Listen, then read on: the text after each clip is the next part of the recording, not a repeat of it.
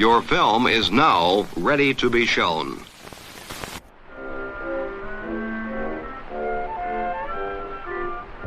Good morning. I'm Justin Hendrix, editor of Tech Policy Press, a nonprofit media venture intended to provoke new ideas, debate, and discussion at the intersection of technology and democracy. In an introduction to a special issue of the journal First Monday on topics related to AI and power, Jenna Burrell and Jacob Metcalf argue that, quote, what can and cannot be said inside of mainstream computer science publications appears to be constrained by the power, wealth, and ideology of a small cohort of industrialists. The result is that shaping discourse about the AI industry itself is a form of power that cannot be named inside of computer science, unquote. The papers in the journal go on to interrogate the epistemic culture of AI safety, the promise of utopia through artificial general intelligence, how to debunk robot rights, and more. To learn more about some of the ideas in the special issue, I spoke to Burrell, Metcalf, and two of the other authors of papers included in it. Hi, I'm Jenna Burrell. I am currently an affiliate of Data and Society, and formerly I was a full professor at the School of Information at UC Berkeley. Hi, I'm Jacob Metcalf. You can also call me Jake. I'm the program director at Data and Society for the AI Round. Hi, I'm Émile P. Torres, and I'm currently a postdoc at the Inamori International Center for Ethics and Excellence at Case Western Reserve University. I'm Shazeda Ahmed. I'm a chancellor's postdoctoral fellow at UCLA's Center on Race and Digital Justice. I'm so pleased that you all could join me today. We're going to do a survey of some of the ideas and issues that you raise in this special issue, Ideologies of AI and the Consolidation of Power. Jenna and Jake, you edited this volume. Perhaps I'll ask you to start with what you were hoping to accomplish with it. What was the sort of genesis of this? What got you started with this project? Yeah, I think being part of this community of people looking at AI from kind of social scientific perspectives, the AI ethics community maybe is an appropriate label for it. I knew there were a lot of pieces of work that were floating around and not really finding a home. I had a paper myself that I had submitted to a conference and had gotten some useful reviews, but it wasn't accepted at that conference. And so just putting word out on the street, I asked around to a bunch of people to see if they also had preprints, publications that they hadn't found a home for yet that had to do with power, specifically like naming power, identifying power as an issue, a concern in AI research and AI development. And there were a bunch of papers. And so we decided the best way to hone that theme was to do a special issue. And so we found a journal, First Monday, that was willing to publish all those works together. And then we did a peer review process with each other as well to further hone our arguments.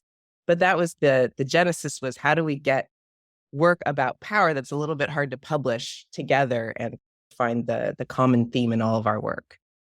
I think it's also interesting and something that I think we're a little proud of is that we did an unusual process for this special issue. We asked our authors for what prior feedback they had.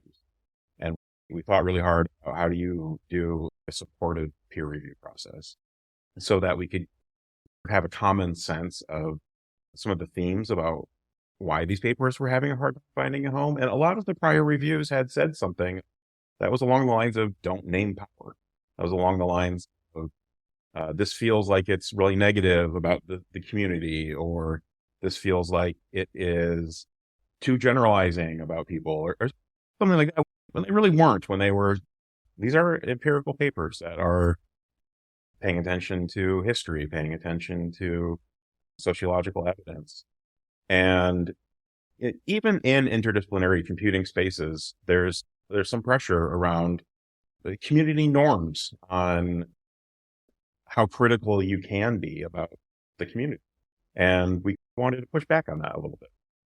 So we're talking about history, we're talking about power dynamics, we're talking about looking at anti-democratic tendencies emerging in AI, all these questions around how we understand present-day risks, how we balance those with future risks. And I hear what you're saying. I feel like I'm exposed to this quite a lot in talking to folks out there. This sort of tension between focusing on these critiques, really delving into some of these issues, and always being asked, but wait, aren't we dismissing all of the extraordinary opportunities that these technologies have created for humanity? Is that a sort of false choice we're being presented? I don't mean to ask a leading question. I certainly believe that it is, but perhaps you can tell me a little bit about where you've arrived at on that question. I certainly think that's a false choice. I mean, to me, what the subtext of that statement is, stop being negative, stop complaining. We should be optimistic about technology. I don't want to hear about how this could be harmful. I don't want to hear about why we shouldn't just charge ahead full speed and build whatever we want to build. And I think actually the word for me in the community, optimism, has become a dirty word. I think that's a word that gets used a lot to shut down conversation. So yes, there isn't a choice between either tech or no tech. And actually, I think one of the really interesting themes in our work in these articles is no one is saying we should stop building technology. No one is the stereotype of what people think is a Luddite, which is someone who is against technology or wants to live in the woods or detach themselves from tech entirely. And actually, several of the articles have some really concrete ideas about what we should be doing with tech. And I also think that on the table should be, as has always been the case, things that are unacceptably unsafe or unacceptably risky. And it's strange that often gets treated as though it's an impossible thing to do. We either have tech or we don't. There are choices made every day. Companies make choices about technology not to build because it's not profitable, for example. There are all kinds of technologies that are regulated. Cars are licensed and regulated. There's safety regulations. Of course, we should be talking about that with AI as well. Yeah, I would just add that I think critique is essential for fully realizing whatever benefits there might be from these technologies. So thinking about all the ways that the development of these technologies could go wrong, doing a sort of pre-mortem analysis, that's a crucial step for maximizing the benefits of these technologies. So the fact that someone is being critical, maybe even harshly critical, of how AI, for example, is being developed in the various ideologies that are shaping the current projects to build advanced AI, that could be understood as an affirmation of the potential good uses of these technologies and an effort to ensure that they turn out as well designed as they possibly could be. I also want to add to this point about kind of critique, not just its value, but there's this kind of unspoken body of like, where is that feeling coming from? Of we want to cast some people as Luddites or as anti-technology. And I think there's two things I feel like I keep seeing happen. One, across a lot of my work, which used to focus on China, when you look at the United States, there is this fear of the United States losing its geopolitical position in the world as like the economically dominant superpower. And so what I see is that policymakers are afraid of critique of technology because it is so tightly bound to their idea of progress and of American dominance that any level of critique becomes seen as this thing that's really about America not being this democratic bastion in the world. And I know that sounds like I made a massive leap, but you can see that move happen over and that tech companies really like to play to that argument so that the United States government is open to hearing what a tech company thinks the way it should be regulated should look like versus what a variety of experts who have been working on this for a very long time think. And then there's also on the flip side how that plays out when it comes to individual people, right? I'm talking about people who might be coming for these critiques on Twitter. Is that narrative of technological progress and that kind of optimism becomes such a personal narrative for people who think they know what AI is and who believe the hype that tech companies are selling them, and thus the people issuing the critique are seen as people who want to take that away from them. Tanit Gebru, who's Émile's co-author, gave a really great keynote talk at UCLA recently, and I believe she was mentioning how even the data annotators, right, workers who are doing some of the hardest jobs that make training AI systems even possible, they're paid very little, they're exposed to all kinds of content that is psychologically disturbing, right? There's all kinds of taxing ways this work affects them. even sometimes some of them believe in that bigger narrative without realizing that like the dividends and the benefits of it won't necessarily come back to them. And so that's why critique is really important, is that this narrative is so self-renewing on like the micro and the macro level. I think that's a good place. I want to come back to some of the big picture issues that you get into in the introduction, but I am going to come back to this in a moment. I think you just offered me a moment to maybe transition to you, Émile, to this paper on, am I pronouncing it correctly? The TESCREAL bundle? TESCREAL? How do we say it? TESCREAL. There we go. There is no right way to say it. That's the way I say it. And I guess since I came up with the acronym, maybe I have a certain authority, but not really. TESCREAL is fine. I think we'll give you that. So your paper with Dr. Gabriel on the bundle, the eugenics and the promise of utopia through artificial intelligence.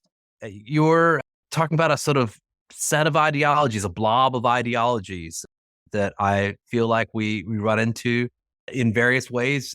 Of course, we see various strands of this: transhumanism, extropianism, singularitarianism, cosmism, rationalism, effective altruism. I feel like you spend your days trying to educate the public about this. Tell me about what you were trying to accomplish in this particular paper.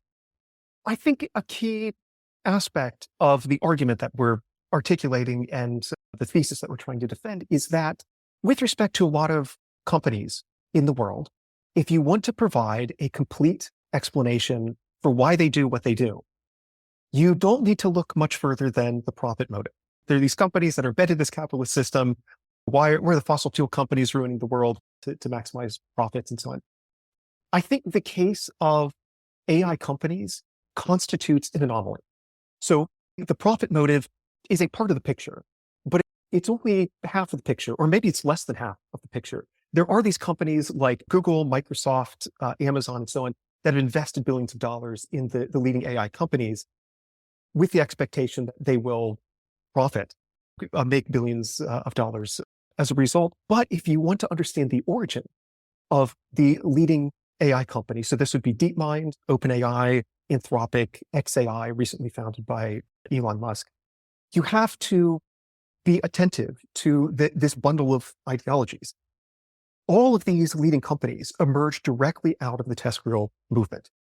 So DeepMind, for example, was co-founded by three individuals: Demis Haspis, Shane Legg, and Mustafa Soliman. Demis and Shane Legg in particular, they had a fairly extensive history within the TESCREAL movement before founding DeepMind. In fact, the reason they founded DeepMind in the first place was because of this TESCREAL idea that the creation of artificial general intelligence and ultimately machine superintelligence will constitute the most important and pivotal moment in human history. It will constitute a fundamental discontinuity in human history. Once we create superintelligence, either we will get utopia, we'll spread into the stars, we'll be able to re-engineer humanity, live forever, and so on, or by default, the superintelligence will inadvertently destroy us, just as an unintended consequence of its so-called misaligned value system. So superintelligence is really important. That is a core idea that was developed by the TESCREAL movement. These individuals, Demis, Shane Legg, various others, they were exposed to this idea by virtue of their participation within the TESCREAL movement. And that is what inspired them in the first place to found DeepMind. Then later on, DeepMind was acquired by Google in 2014. Google thought, oh, maybe we can make a whole lot of money off this. But and I can make exactly similar claims about OpenAI and Anthropic, which were heavily influenced by effective altruism and transhumanism. Sam Altman is a transhumanist who has explicitly said that we will digitize our brains within our lifetime and so on. So to understand the origin of the current race to build AGI, and to understand the worldview that is shaping and driving this race, looking at capitalism and the profit motive does not give you a satisfying or complete answer. You have to also understand these techno-utopian ideologies, which also have this sort of apocalyptic aspect, but you're fundamentally techno-utopian ideologies to understand why we're talking about AGI in the first place. I think one of the claims that Gabru and I don't think we make in the paper, although maybe we do, I can't quite remember, is that without these ideologies, we almost certainly would not be talking about AGI right now. So, yeah. So again, that just underlines the importance of understanding the nature of these ideologies and their particular futurological visions for making sense of the current race to build AGI. So I'll put this question to you, but also to the others. It does strike me that the thing we're often dealing with here is that Silicon Valley has offered a set of visions of the future that have become extremely salient. And you might argue they are the dominant version of the future that is available to most humans. Maybe we could argue that there's a sort of Chinese alternative, which also seems to me to be shaped by Silicon Valley in a way. But anyways, we could argue about that all day. Are there alternative visions that you think could become salient to potentially displace this sort of Silicon Valley version of AGI or version of the future that's on offer at the moment? I think there's a lot to say about this, because on the one hand, one of the critiques that has been made from leftists who are within the, for example, the transhumanist community, but haven't really contributed in any significant way to the TESCREAL movement itself, that more libertarian strain of thinking within transhumanism, effective altruism, so on, that has influenced the AGI race. So one of the critiques is that a lot of leftists don't really have a similarly or comparably compelling vision of the future. And I think there's maybe something to that. One could certainly propose, I think, a compelling account of what the future ought to look like that foregrounds or makes central social justice concerns. So I used to be in the TESCREAL movement for 10 years. A lot of my work was on AI safety, and AI safety is a field that emerged directly out of the TESCREAL movement, along with all the major AI companies. And these days, I'm more focused on AI ethics and these sort of social justice issues. But there is a version of thinking about how can AI potentially help to rectify some of solve some of the injustices in the world. I mean, it's a whole lot different gestalt, a whole different perspective. Think about these issues. It's hard to say what could replace TESCREAL, in part because it's too grand of a vision. It's in some ways absurd, right? That the point of all this science that's being done, all this money that's being spent now, all this policy work is what? It's to move beyond being human, to stop being Karen, to stop having biological bodies, right? It's in some ways a very anti-human idea.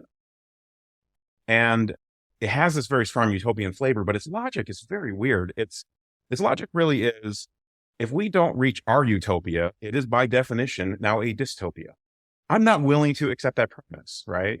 I don't think they're proposing a utopia, first of all, but also it's so far out of the bounds of things that we can plan for, that we can control for, that we can guide with policy. It's so wrong, it's not even worth saying it's wrong. I think the future of AI is much more mundane. It's going to be bounded by business practices, right? It's going to be grounded in market needs. It's going to be in response to actually existing humans' wants and desires. The TESCREALists have really tried to set a modality of talking about the future that doesn't work for us. It doesn't actually help accomplish things that are good for people. And so my preferred vision of the future is to be a little more mundane, to think practically, much more oriented towards what science can be done now to solve the problems that are on the table now. I think Shazeda's paper is really great at showing how there's a very deliberate effort to change the course of science. There is a strong recruitment effort from the TESCREALists with money to create a funnel that pulls scientists and policy-oriented folks into a very specific ideology that is obscuring other paths. There are effective altruism and long-termist nonprofits that spend $10 million a year congressional fellowships. How much oxygen is that taking up? How many other alternative views of the world would be available if instead there was an attitude of let a million flowers bloom rather than very purposefully pointing all of these resources into an anti-human ideology that's ungrounded in science. I was also going to say something along the lines of something more humble, right? Tech can have a much more humble role. And actually, what I get from Émile and Timnit's paper is this idea that what if we return to more traditional engineering practices, right? If there's a domain where there's a problem, we apply AI specifically to that problem. And the issue with the TESCREAL bundle is that they're saying, okay, if you don't like our utopian vision, what is your utopian vision? And what we're saying is we're not playing that game. We don't want to debate on those terms. Those aren't the terms of the debate that we choose. We don't think there's one grand vision versus another. We think that has long been a role for tech, including computing tech, to address specific needs in specific domains. And when you do that, you have much more likelihood that you can control it, right? If you're applying a technology specifically to disease diagnosis, and it's just for that, it's not for answering every question in the world, it's not for solving any problem, then you have a much better chance of being able to understand and control what that technology is doing. And so the positive alternative is really traditional engineering practices, problem solving in specific domains, not trying to displace human intelligence with super intelligence. Let's perhaps look at, Shazeda, your paper, Field Building and the Epistemic Culture of AI Safety. You and your co-authors, I suppose, do what has just been referenced. You look at this epistemic community, its insularity, its disengagement with outside perspectives. What did you find in the course of doing this? Yeah, so the reason we even chose to write this paper is because in 2022, as Sam Bankman-Fried was on the rise and had created his own philanthropy based on, as we now know, his ill-gotten gains in his cryptocurrency gambit, we were interested in how this idea that had been floating around the whole time that I was in graduate school at Berkeley, right? Like essentially the TESCREAL bundle, you'd see people at various AI-related academic and industry events who were interested in that. And I always noticed that they were a kind of tightly clustered community, but they weren't necessarily mainstream. And I felt like with this infusion of capital, this community that was already so tight-knit and very well distributed in places to have influence could have this boost. And so I wanted to understand what that was starting to look like and you mentioned the insularity, but what was really interesting to me is how are people who are outside of it coming to it? Sometimes it's because they want funding. Like when you look at the kinds of things FTX Future Fund funded, it was sometimes computer science professors getting a course buyout, which means they don't have to teach for a semester so they can do this research. And they thought of it as just a grant that I got from somewhere without doing that extra kind of digging of, but what's the ideological project behind this money? And so I wanted to understand like when that boundary breaks, right? When is this insular and a set of practices that a community has put together to continue to socially reproduce their ideas? And then why is it suddenly spilling into media and policy? What could that look like in the long term? Even at the time, I remember asking my co-authors, okay, if a year from now in 2023, this whole community has dissolved, why would it have been important to have studied this? And it was because we'd understand how AI hype cycles work and what kinds of beliefs they can make people accept without really much critique and shape their whole lives and careers around. And we saw that the opposite happened. It's 2024 and this is bigger than ever and has found ways to bring in people. And even from before we wrote this paper, I would encounter people who would wear EA-related merch and they would say to me, oh, I don't agree with all the ideas, but I really like the community. You still hear that. That's always been there. And I find that really interesting, especially right now that there is more critique of this community, but there's no accountability. So writing the paper was, for me, and it still is, this research is almost like writing a contemporary history of this moment before we forget about every little episode that led us to have a certain set of ideas that might be accepted as mainstream without people remembering that there were all these alternatives that the three of us are pointing out. And I also wanted to think about it in the context of AI's history, which I don't think comes up nearly enough.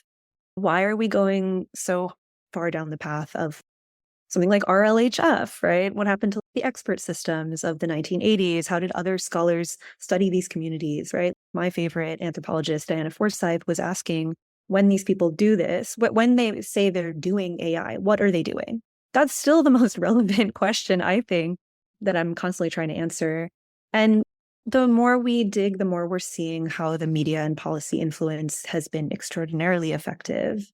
I'm hoping with subsequent pieces that my colleagues and I are putting out that we get people who think, oh, this has nothing to do with me. It's quite niche. It's not that coordinated, to realize that it is and that it matters. So what would a kind of genuine pluralism or genuine pluralistic environment for ideas around AI look like? I'm just struck by the fact that there's just so many billions now invested in certain ways of looking at things that it strikes me as hard to get a seat at the table for some of these alternative ideas, alternative value systems, even alternative arguments. What would it look like to actually see that kind of diversity of ideas? Probably the majority of work being done in AI is actually grounded and practical and oriented towards the kinds of outcomes that will marginally, and I say marginally in like a good way, right? It will move the margins of human well-being, right? And what we're lacking is the money and attention and coherence of the test realist ideology. And see some things on the horizon along the lines of trying to articulate what that community would be, what that kind of research agenda would be. I'm sure it won't be as well funded. But there are a lot of civil society organizations that are paying attention in the right way, paying attention to questions of democracy, fairness. I really do think it's there. It's not speaking with one voice. Jenna, perhaps this is the place to bring you in about the paper that you wrote yourself here about automated decision-making as domination, because you do look for, I guess, answers on this question of algorithmic fairness, whether there are alternatives. If not fairness, then what? What would you say to this? This paper started many years ago. I actually remember presenting an early version of it just before the pandemic started at a conference at UCLA. And what I was struck by way back then was that so many people were talking about fairness, right? Algorithmic fairness. And that usually meant, how do we distribute a resource so that everyone gets a fair chunk of it? And whether that was like money or like opportunity, anything could be smashed into this fairness register. And the thing that, I found most alarming about some of the trends in AI was that it was replacing like human self-determination. That seemed to me like the essential question is, when and where is that acceptable? And what do we give up if decisions start being made automatically without human input? So I found a lot of actually philosophical literature that critiqued fairness as a measure of justice and just tried to bring more of that conversation from that discipline, from philosophy. I'm not a philosopher, but with some help from actual philosophers to think through it. It was just to try and broaden that conversation about how we think about justice and to point to ideas that already were published and useful. And I think if we conclude that human self-determination is really an important question, then that just suggests all kinds of ways of intervening. And it's not just about perfecting an algorithm. It's about processes that could take place before technology is designed, while it's being designed, after it's being designed. And if you look across, I think what Jake was saying is that some of this is already happening. Like, I entered the tech industry as someone who is really interested in user-centered design. So there's this long tradition of consulting people who use technologies to find out what they need and to find out why technology does or doesn't work for them. And the big message there was that technologists are probably more ill-equipped to understand that than average people, right? And to see the industry swing back towards tech authority and tech expertise as making decisions about everything from how technology is built to what future is the best for all of us is alarming in that sense. So we can draw from things like user-centered research. This is how I concluded the paper, is just pointing to all the processes and practices we could start using. There's user-centered research. There's like participatory processes. There's like policy gets made often through consulting with groups that are affected by systems, by policies. There are ways of designing technology so that people can feed back straight into it, or we can just set in some regulations that say in certain cases, it's not acceptable for technology to make a decision. I think some of what we have to do is get outside of the United States, because some of the more kind of human rights oriented or user-centered policymaking is happening elsewhere, especially in Europe. The General Data Protection Regulation included a provision saying that there had to be a human fallback. If a decision's made in an automatic way and someone objects to it, you have to be able to bring in a human to review that decision. There's just lots of opportunities out there. There are lots of ideas and practices that already exist. And I think maybe picking up what Jake pointed out, it's just about bringing it together so that people can see the spectrum of what we could be doing instead of letting supposed tech experts tell us what future we want and what will work best for everyone, because they're just wrong. The ideas that they have are very specialized and not widely agreed on as the future that would best suit all of humanity.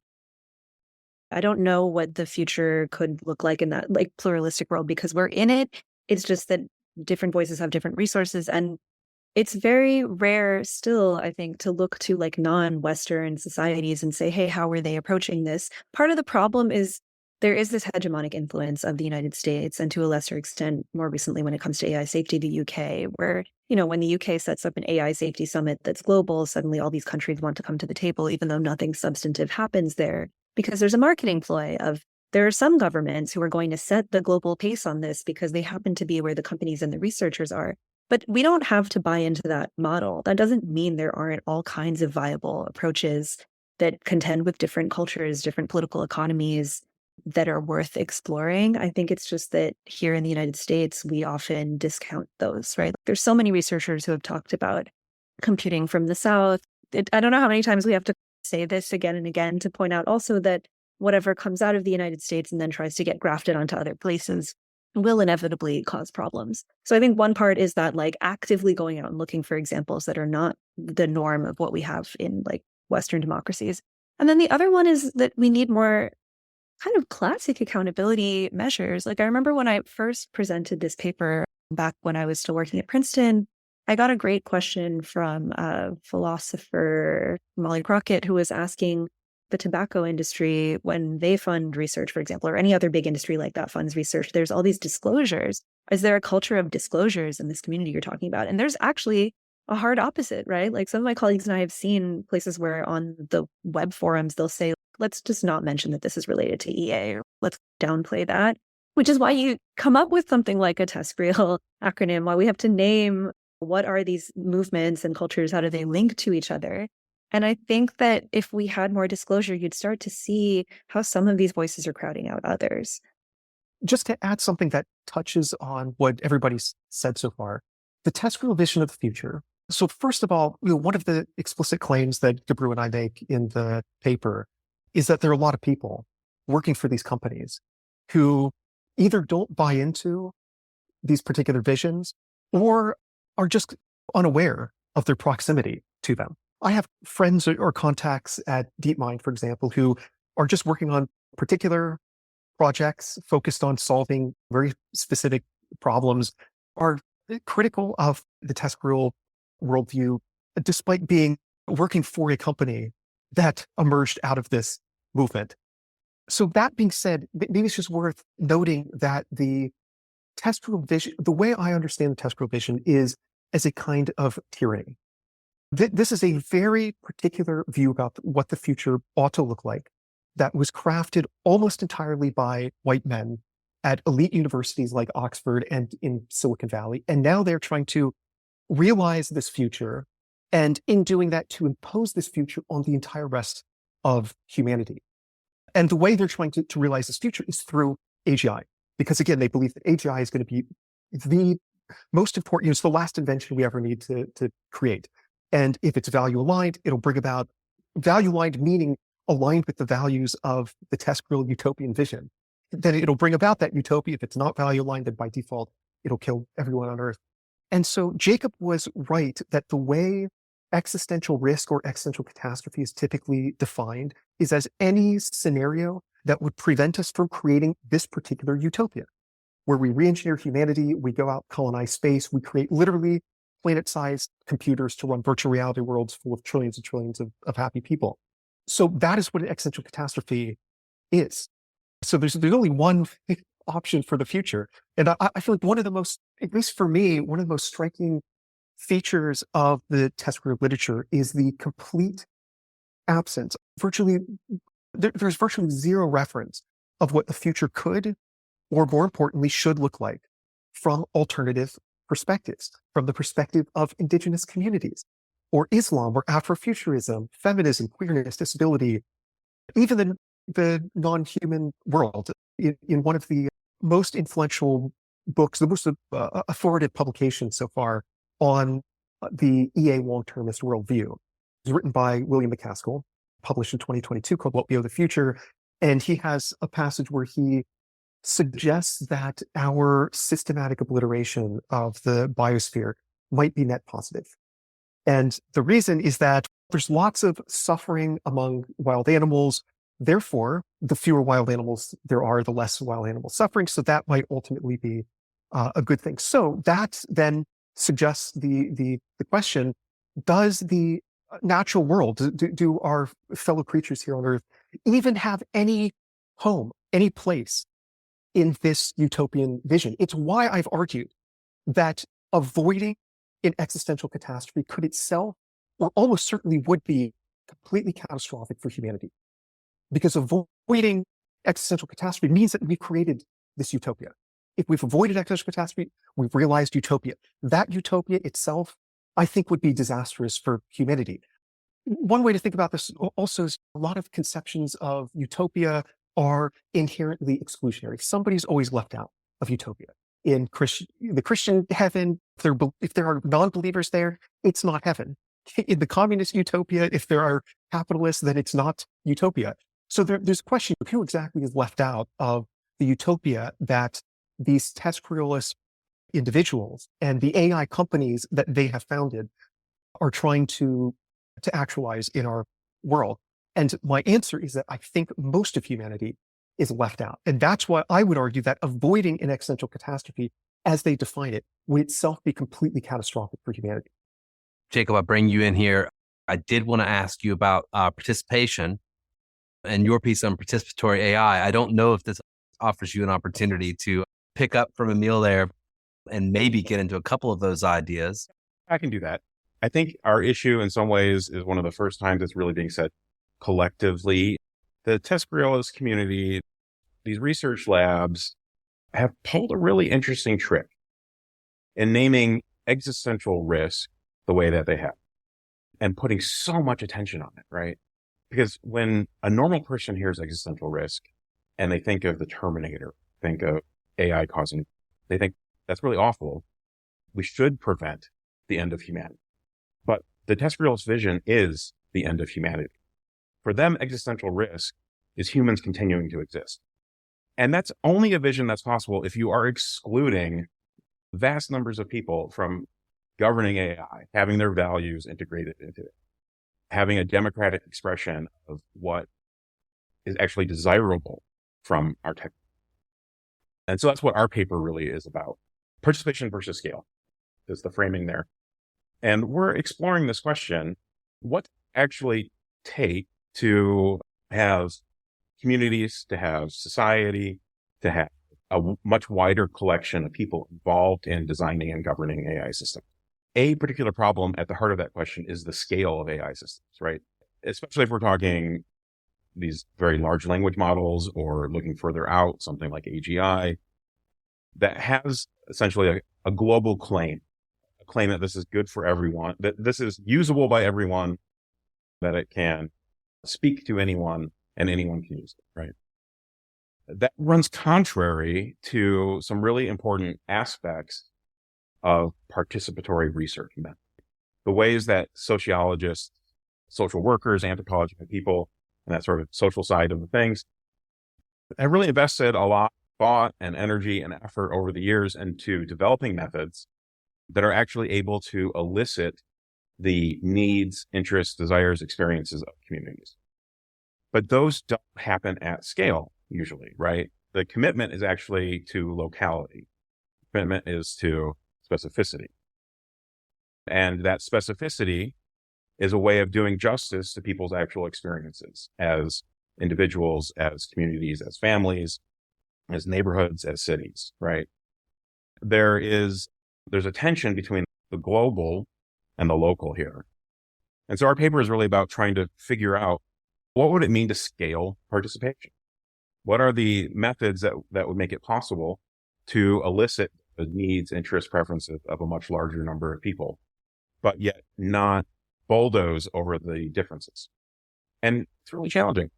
We're not offering a solution. Instead, we're really looking at the tensions and maybe offering some provocations that could hopefully help people working in the space think through the gradual interventions, experimentation, attempts at making this vision of AI nominally more democratic and accessible to the people who are in it.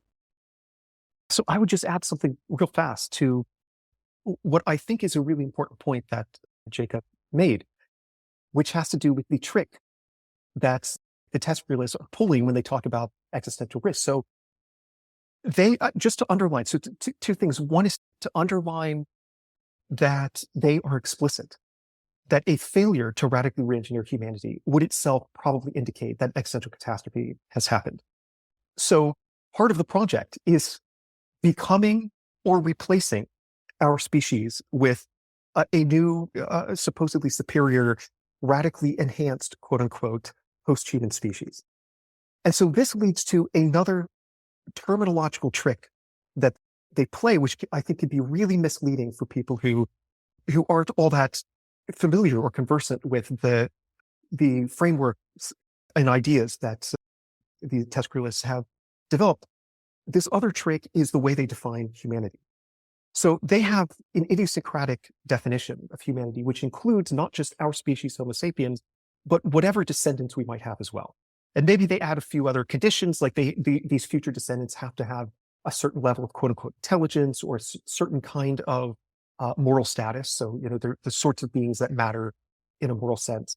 But this broader extension, this broader circle of beings, Homo sapiens and our future descendants, that all are classified as humanity, enables them to say that reducing the risk of human extinction is a top priority.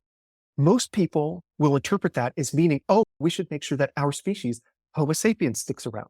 No, the way they define human in this broader sense implies that our species could disappear entirely, maybe within the next decade, without human extinction having occurred.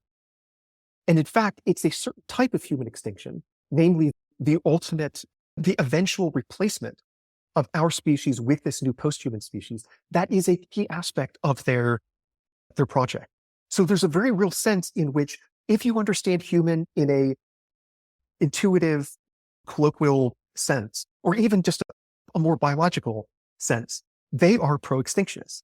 If you accept their broader definition, then they're not pro-extinctionists because they include not just current day humans, but also these post-humans within the extension of the term humanity. So it's a bit of a trick, and people, it's really important, I think, for people not to get fooled by this, because they hear the test group say, oh yeah, avoiding human extinction is really important. What they're talking about when they mention human extinction is not what most people think. And so a real humanist, like myself, is about preserving our species, whereas they are ultimately about marginalizing or maybe even eliminating our species. One of the terms they use, in fact, is legacy humans, to refer to those instances of Homo sapiens that happens to stick around in the post-human era. What would these legacy humans, what would their life be like? I don't know. Maybe they'd be kept in pens or as pets or something. But again, we'd be marginalized if we wouldn't be completely eliminated. I want to just ask a final question of the group, which is, what would be your message to policymakers? And certainly here in the US, we're perhaps a bit behind Europe in this regard and thinking about artificial intelligence.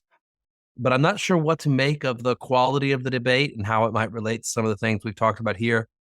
I know that at one of the AI Insight forums that Senator Chuck Schumer hosted, he did go around the room and try to get everyone to estimate their P-doom calculation, what their probability of doom was from artificial intelligence. So to some extent, perhaps they're internalizing up on Capitol Hill some of the things that we've discussed here. I believe Janet Hava at Data Society was one of the participants at that Insight forum.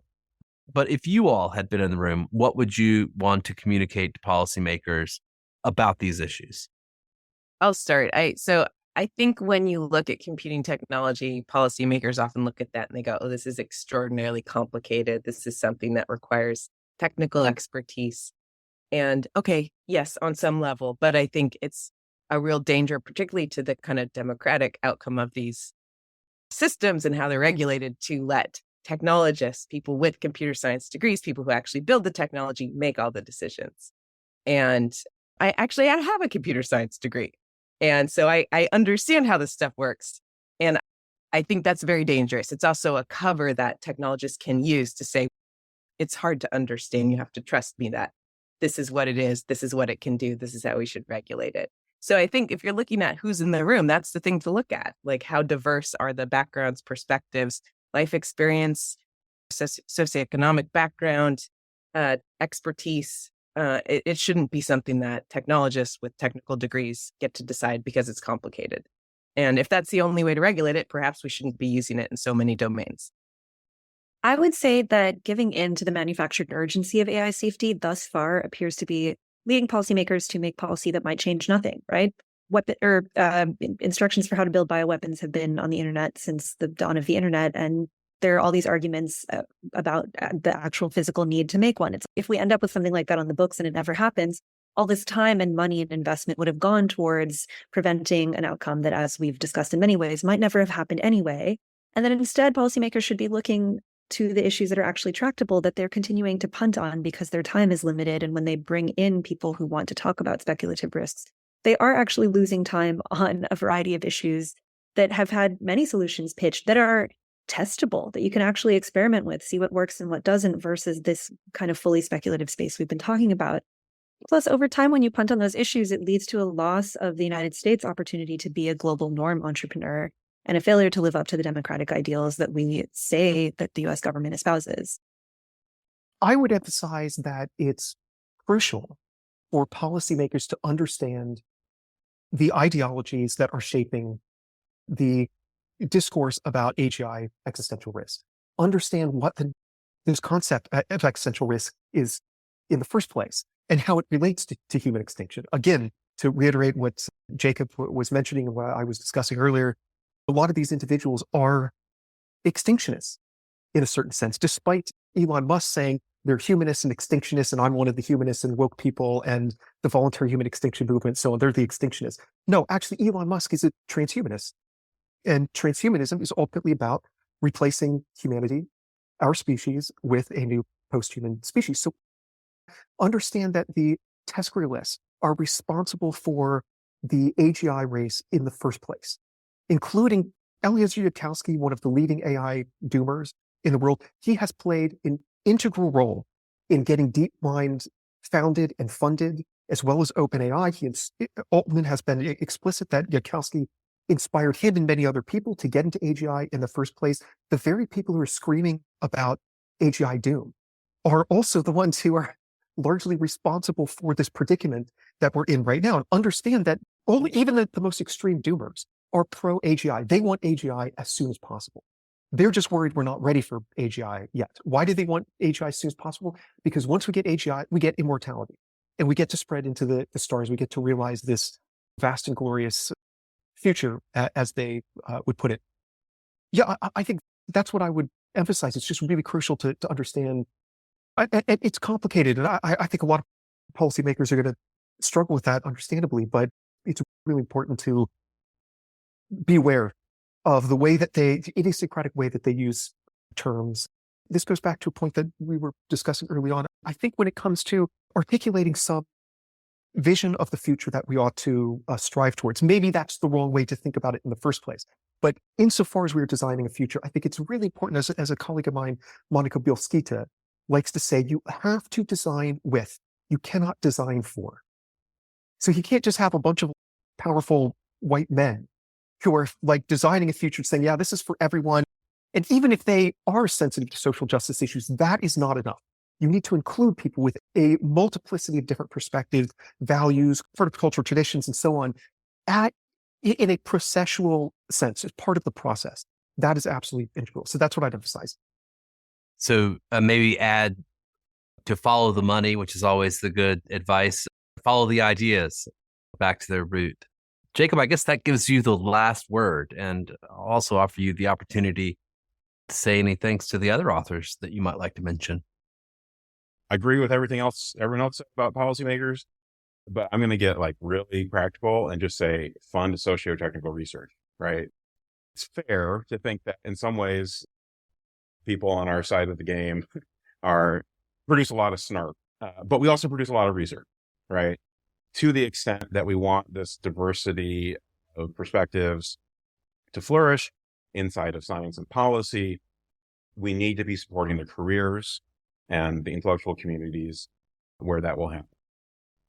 And the government really does have a lot of influence in that space through the NSF, through NIST, setting the priorities, creating the careers that are for people who want to attend to the actual consequences, impacts of these things, rather than some far off future. To some extent, they've done a pretty good job. I want to acknowledge, like, NIST has done a pretty good job. And then just to conclude, I really want to thank all the other authors. We couldn't have everyone this call, but each and every one could have been on this call, and it would have been a fascinating conversation. Really, the whole collection, they're all bangers. And I really hope that people take the time to give it all a read. I also should thank Edward Velasquez, who is the editor-in-chief of First Monday, which is the world's first open access online journal. And he's a tireless editor who has kept it going. So if you are looking for this, you can Google Ideologies of AI and the Consolidation of Power at First Monday, peer-reviewed journal on the internet. I want to thank you for Legacy Humans for joining me today for a good conversation and a good tour of the ideas here, and commend my readers to go and look at these papers. Thank you all so much.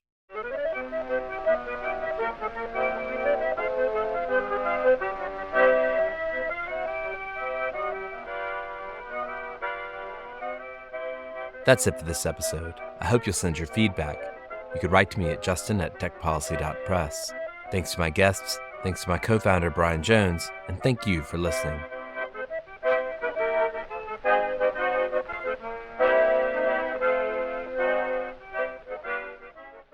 Tech Policy Press.